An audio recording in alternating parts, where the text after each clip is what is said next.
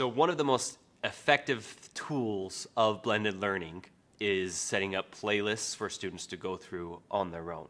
This does a couple of things. It teaches them how to study and learn with good feedback, and it leverages AI essentially to give them instantaneous feedback so they know where they need to study and improve. Setting up a playlist can do a bunch of things for you. One of the most important things it does is it frees up time as a teacher.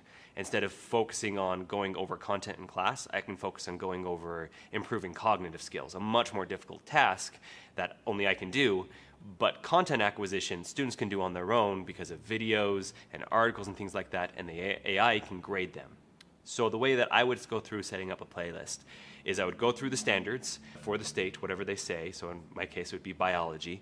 And I'd say, okay, here's the things that my students have to know, not the things my students have to do by the end of the year. I would group them into logical groups, like say, where this thing is going to be on Punnett squares and how to use a Punnett square and predict how something else will happen. And then I would go through and I'd find a bunch of resources. I'd find a couple videos, I'd find a couple articles, I would find really a variety of ways for students to absorb this information, and I'd make a big playlist of maybe 8 to 9 things.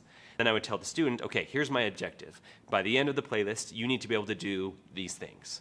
Pick those resources that you think will help you in that goal, and at the end, you get to take a quiz. And this quiz is going to be a short quiz. It's only going to be about 10 questions. It's only going to ask you questions relating to my objective. And then if you don't pass the quiz, you have to go back and study and then take it again. They know that in order to pass the class, you have to go through each of these chunks, each of these playlists, and pass the quiz at the end for every single one for the whole year. Because this is the base level of, if you can't do this, you can't pass my class because you don't know the information you need to pass my class. But the key part that's different from doing it from a test or something like that is students are self-driving it, they're going through the material on their own, and very importantly, they can retake the quiz as many times as they need to get to that level that you're looking for, which here at Farmington is 8 questions out of 10 need to be correct in order to be considered passing through that section. So a student would go through the playlist, take the quiz, and let's say they fail. They would go and then they'd talk to you maybe for a second and say, what can I do to do better? And you say, oh, go to this resource or try this resource or try this thing that you haven't tried yet. They would go study and then they'd come take it again. A key part of this is that questions need to pull from a question bank, so they're not getting the same 10 questions every time. Otherwise, it's just not helpful. But if the 10 questions are being pulled at random from a pool of, say, 30 or 40 questions, they can retake as many times as they need to, and it'll be a valid indicator of student learning.